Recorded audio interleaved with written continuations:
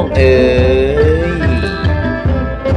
ย1 ซับ1 ไลค์1 แชร์เพื่อเป็นกำลังใจ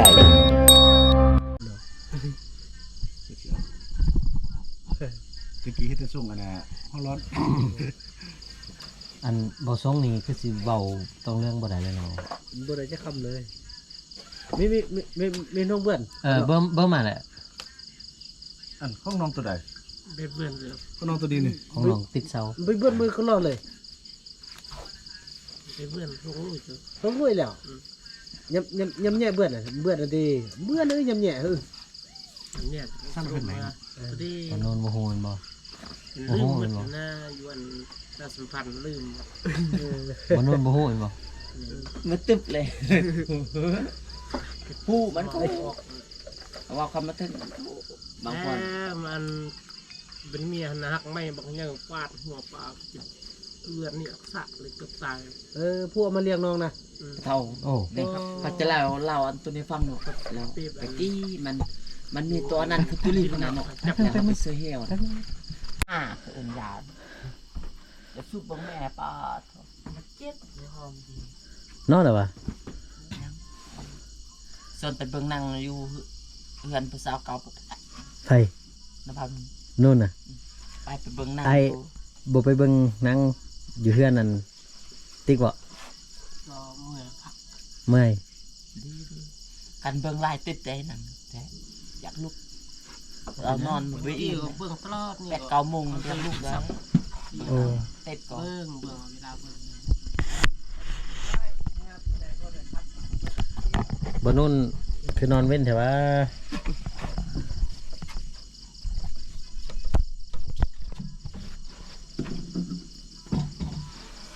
บ่นู่นนอนแล้วพี่น้องเอิ้นเอาโอ้สร้างเมียนบอนพี่น้อง3 คนแม่นว่าอยู่นี่ อยู่เนินมา3 คนนะ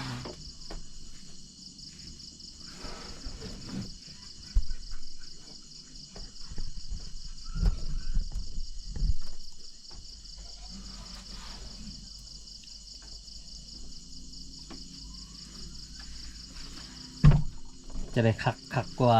สมัยตะกี้ที่บ่นู่นสมัยตะกี้ย่างเพื่อนแห้งก็บ่ได้เด้อยู่เนาะกากเลย โอ้ได้ค่อยมอยโอโดเอาโดนแทนบ่นอนแป้งกัน เดินไปนอนไปนวดครับ ย่างย่างก็ได้ย่อม ยอบยังแห้งมันดึงหวับลง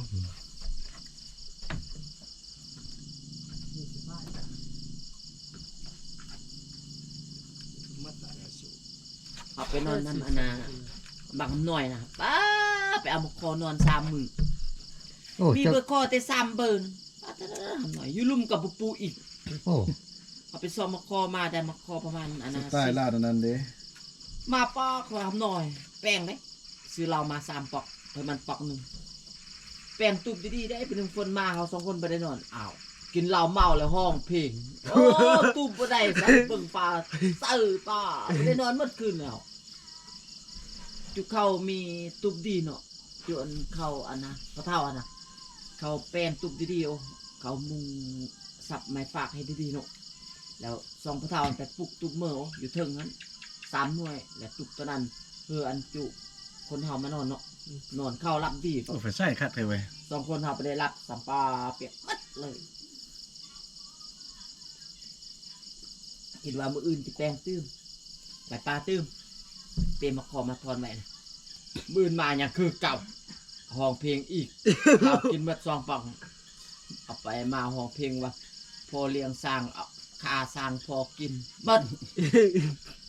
พอตายปาดสินพอมากินหมดห้องอีกโอ้ทำหน่อยบ่ได้หมดขึ้นบ่มันเห็นเมียเก่านี่มาเด้เนาะ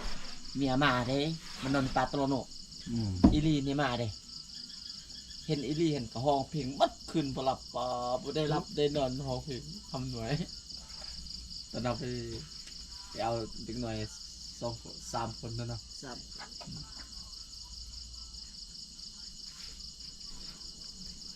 เด็กน้อยเขาบ่อยากมาว่ะเดี๋ยวนี้นู่น โหลำข้าวเขาอยากไปก็ไปเขาอยากมาก็มา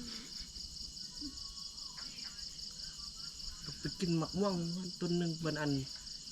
อันยองควายติปีกอเอาเต็นแล้ว อยู่หั่นแหละบนเก่าบนนั้นต่อตัวน้ำดิน ยุ่งนะบ่น่าจะไปเลยเนาะ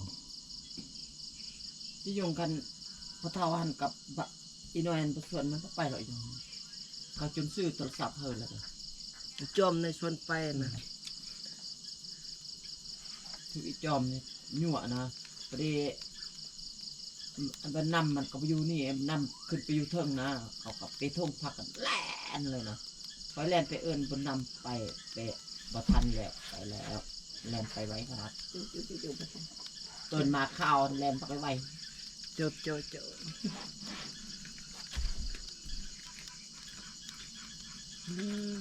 สุกบุตรมือนแต่โอนเอามืออื่นมันมีจะสุโอนก็ได้ได้เงินคอยไปจ่ายทั้งหลังก็ได้ เอาคือว่าก็มีที่ยาสูบเอามืออื่นซื้อเสียยาบ่มียาสูบหรอก แต่ผมมีกูดเอาเลย เอ้ย ไปโอนแล้วแล้วคอยมาตื่นตุนดึกแดงไปโอนเขาไปกะโอนให้ไปเลาะๆห่วง มันคือไอติ๊กก็มีคือว่าไอติ๊กมีซองหนึ่งมีอันนะ วันช่องหนึ่งกับ5,000นี่นะ ตุดหนึงเราบ่ฮาพาแล้วเราว่ามันผู้เดียวอาจจะซื้อมาให้ตุดหนึงน่ะซะเล ให้ ยเฉพาะเดี๋ยวสิเซฟเพิ่นผู้เดียวเด้นะ อันนี้เขาสูบยานะธรรมดาซองนี่ ไป มัน ป้า เล เลย ย อันนี้ก็กลุ่ม ฮอต30,000ไปป้า ว่า ช่องเดียว เจ้าว่า บอกภาษาอันนั้นได้บ่ ต้องเรื่อง บอกภาษาบ่นู่นได้บ่ ต้องเรื่องบ่เป็นแล้วติบ่เป็นเลยเนาะเราบ่เคยได้เว้าเนี่ยนะ ฮู้จักตอบแต๊บบ่ แต่เขาว่านี่ แปลว่าหยัง เขาว่าซี่ที บ่มีบ่มี ใช่ มันอยู่บ้านเดิน บ่ได้หรอก บ่แม่นตอบแต๊บเป็นหยังบ่นู่น ตับแตบว่ากินข้าว กินเขาวย่างปลาว่าจะได้ย่างปลา เราก็หัวผสม ย่าง ย่างละยักษ์ ยักษ์ย่างปลา ย่างปลา ยักษ์โอ้บักไอ้กี้ยักษ์ จักนี่แหละ ยักษ์คืออัน ค่อยเงินอันแมงมุมนั่นน่ะ ลูกค่อยเขานางน้อยค่อยก็เข้าอยู่เฮียนอยู่มันเฮ็ดมันลักกองกับลายมือ คุยกุดได้แมงมุมตัวนี้เยอะสีดำเนี่ยเขาว่าอะไรกิน บึ้ง ตัวบึ้งนั่นน่ะมันว่ามันหิ้มอย โอ้ มันหิ้มอยเขาก็เอวมึงอึดเลยว่าหิ้มอย แมงมุมยี่หมวยเนาะ พี่อง ลืมบึดที โอ้แล้วเว้าบ่ได้เลยเนาะ มาได้เราไปเจอ อันน่ะเจ้าซื้อหยังว่าจะได้ภาษาเจ้าภาษาเจ้านะภาษาต้องเรื่องนะเจ้าซื้อหยังเว่าจะได้ อะไร มาโน่นนะบ่ฮู้ซ้ำอะโน่นนี่ก็บ่ได้ดีเท่าอันสติ๊กยังภาษาต้องเรื่องทำสติ๊กกับแม่สติ๊กอีหลีนี่บ่ฮู้นะ อันข้อเดียวแหละว่าอัมมุม น้องๆๆน้องบ่ฮู้ปะบ่ชื่อได้หรอก บ่ชื่อจังได้เขาอยู่มันละมันละ บ่เคยชื่ออีติ๊กเคยชื่อมันก็ดี เจ้าเว้าน้ำพอเจ้าเว้าภาษาหยังซั่นเวลาจะล่มกับผมคนไทย ลืมแล้ว ลมแบบนี้เลยหรือลมซาต้องเรื่อง จนลืมบัดละลืมไปหนึ่งเดี๋ยวซ้ำละอยู่มึงเอาไปเอามาเดี๋ยวลืมบัดละ ไอ้เห็นแตอีหลีนี่ลมมันเท่าแผดเท่ามิดนะ โอ้ คันอยุ่มกันนี่เวลามานี่เขาลมซาต้องเรื่องอย่างเดียวเลย อ่า บ่ได้ลมซา อัน เลย อันผู้ซื้อเพชรเนี่ยผู้ได้ซื้อเพชรเจะเคยเห็นบ่เขาว่ามีคนซื้อเพชรนำ อาบน้ำก่อนเด้อ ตัวนี้ ซื้อเพชรนะจะมูจักว่า โอ้โหแล้ว โอ้โห หน้าหลังตาเด้อ อาบน้ำก่อน อัน โอ้ ว่าเรื่องภาษาต้องเรื่องนี่อันน่ะกินข้าวนี่ต๊อบแต๊บเนาะกินน้ำเด้ กินน้ำละเวิร์ก ฮะ ละเวิร์ก ระบบ เราเวิร์กนอนเด้ นั่นละเอ็ม ละเอ็มไป ไป ไปว่าจะ จาก ยักษ์โอ้ละเอ็ม สำนี้ ฮะ สำนี้เนี่ยเคยวางไป โอ้ แดง ละเอ็ม ว่าไปว่าไปติ๊กบ่ต่อไปต่อไปบ่คือแล้วก็ นู่นแหละ โอ้เฮือนนี่ว่าจะได้เฮือน เงินหนังแกง แกงปลา ปลาเข้าไปปลา ปลานี่ว่าจะได้ปลา ปลาแก้ ปลาแก่ ปลาเยอะปลาใหญ่ ปลาเนื้อโอ้จังซี่เนาะสูบยาเด้ สุดยอดละยา ระยะ เออ โอ้พี่น้องง่ายๆเนาะเราเวิร์กในกินน้ำเนาะ เราเบิกกินน้ ระดง ำปลาดู นอน นอน อยากให้ไป ไป ระดง ระดมเอ็ม เอ็มนอนดิ นอน เอ็ม เนี่ยนอนเนี่ยนอนจะได้นอน เอ็ม เอ็ม ละเอ็ม ละเอ็ม ระยักละไป ไป ระดง ระดมซอกมัน สองมัน โอ้อาบน้ำดิ อาบน้ำเบิก เอ็มเวิร์กบ่อยกี้เอ็มเวิร์กเอ็มเวิร์ก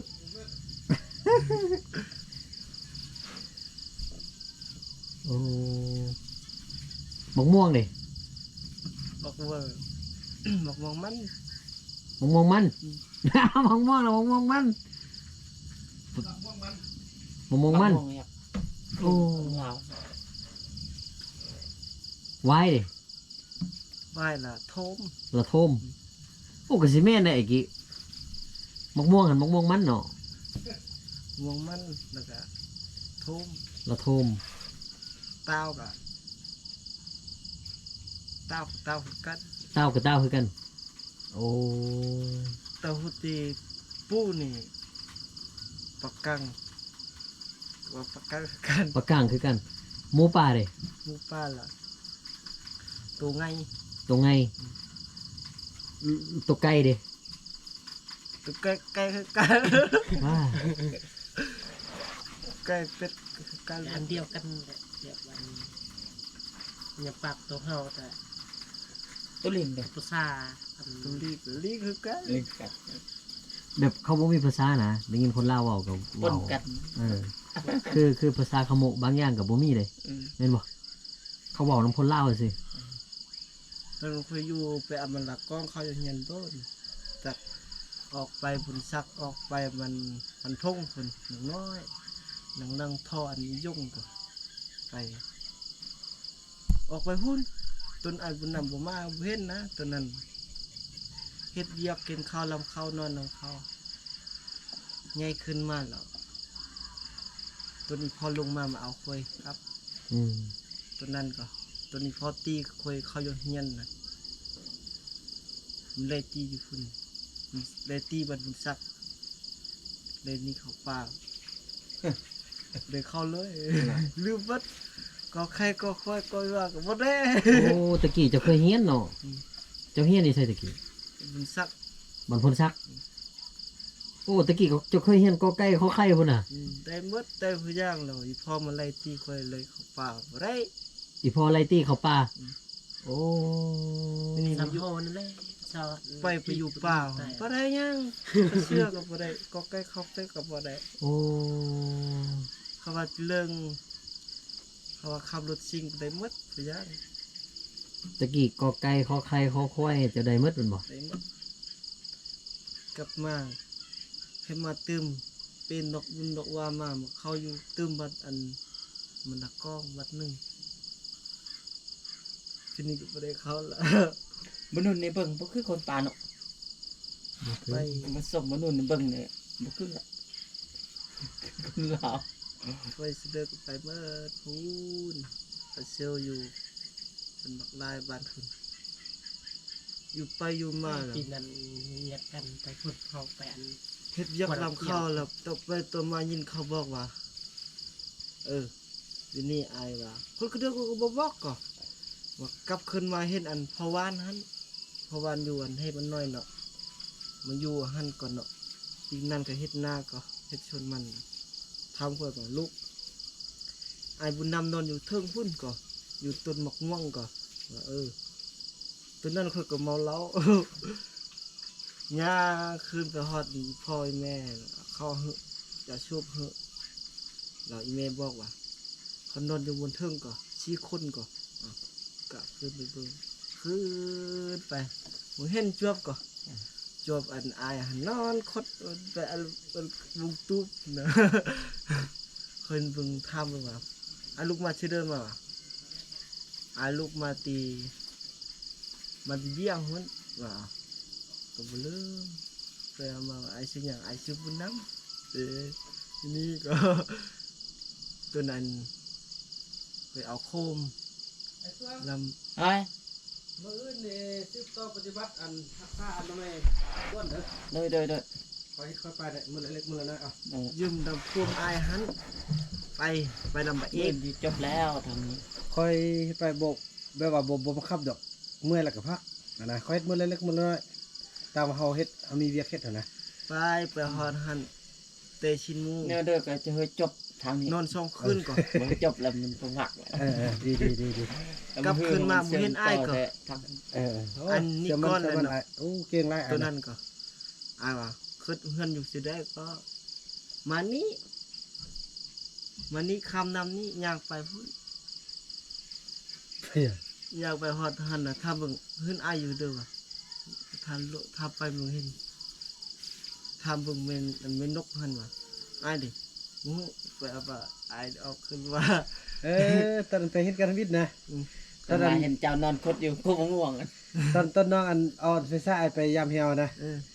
ตัวนั้น บ่คิดว่าเขาสินำฮอดเฮือนได้เด้ค่อยเราแม่ว่าเขายืมไฟฟ้าค่อยไปเรามื้อนี้ค่อยก็นอนท่าโยนตู้พุ่นน่ะเนาะแล้วเขาก็ไปบัดนี้เขาว่าแล้วนี่ก็บอกไอ้ซื้อบุญนำเด้ออายุบรรณากองเด้อมีไอ้ซื้อนกเด้อ จะไปตอนกลางคืนเหรอ บ่ไปก็ไปนอนเด้ ไป นอนแล้วก็เจ้าก็ ไป เขาที่นี่เขาไปเอามื้อคืนเขาไปใส่ไปแล้วก็ไปบัดนี้ค่อยมามื้ออื่นแล้วค่อยท่าเนั่นก็บ่มาก็บ่มาที่ข่อยก็ดี ดี นี่บัดนี้เรามื้ออื่นพ่อขอเห็นบ่นู่นมานำคนเหือนเคยก็ซื้อบุญน้ำสัตว์กับกษัตริย์แล้วอันเสื้อบ่ข้างทำอิฐน่ะที่มาน่ะบ่นู่นพาไปเอาสินหมู่เนาะขี่รถจักรมาใกล้นี่เด้จ้ะว่ะใกล้นี่เลยก็โค้งเข้าสินนี่พี่น่ะทางที่ว่าทางนั้นบอกมอนมึงบ่ว่าเป็นผ้าเลาะนี่ ก็เป็นว่าโอ้อันนี้เด้อไอ้บ่อนที่ว่าจิมาสร้างห้อยองเฮือนให้เฮาเด้อสิเด้ขึ้นน่ะ บาดีสับดีบอกอายเป็นวัดออกไปที่โค แล้วก็มีแต่เดียวที่มันส่งกายนี้นะกายนั้นก็เป็นออกของหุ่นก็จะมันมาไม้แล้วเนาะอันนี้เด้บนที่มาสร้างกันเลยจิว่าแหละเนาะ ตัวนั้น ไอ้นู่นนี่ยังจื้อหมาทุกอย่างได้เดี๋ยวพวกกันอีกเนาะ ไอ้ซื้อยัง สักจุด แม่นสิบอก ก็แม่น บ่ผิดบ่ผิดคนตี อีลี่มันสมองใบหน้ามันเข้าซึมมืด ซึ่งมัน ใบหน้าผู้ชายซึมมืดนะมันคิดว่าค่อยเลยนะ โอ้ว่ะนี่เนี่ยพวกสักจิตอย่างสักจิตอยู่อะโคตรได้ว่ะ เครียดนะป้าถูกแป๊กแต่มันเครียดป้า